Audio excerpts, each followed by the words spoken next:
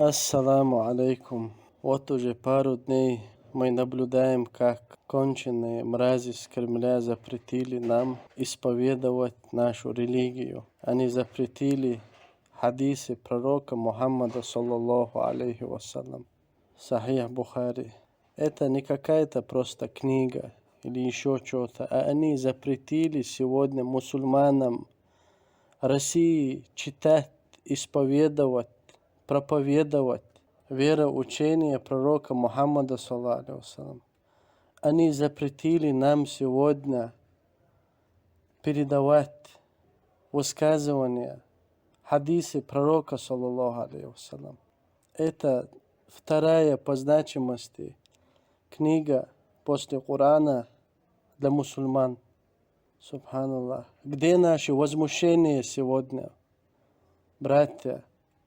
Это я пишу особенно тем, которые на почве национализма возмущались, писались, активно писали комментарии, там чуть ли друг другу глотку не были готовы перерезать. Где наша активность сегодня, когда дело касается нашей религии, субханаллах?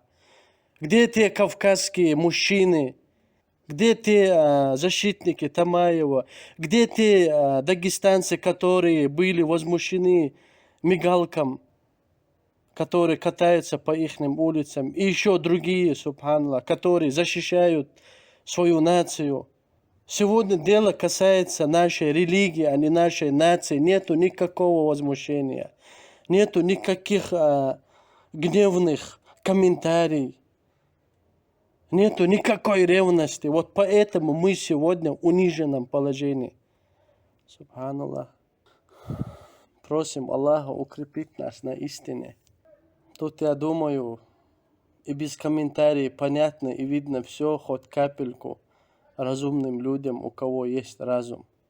Что сегодня в России идет целенаправленная борьба именно с исламом и с мусульманами. А вы тем временем, так называемые себя мусульмане, будете утилизироваться, отдавать жизнь за того Путина, за эту мразь кремлевскую, который сегодня нам запретил нашу религию.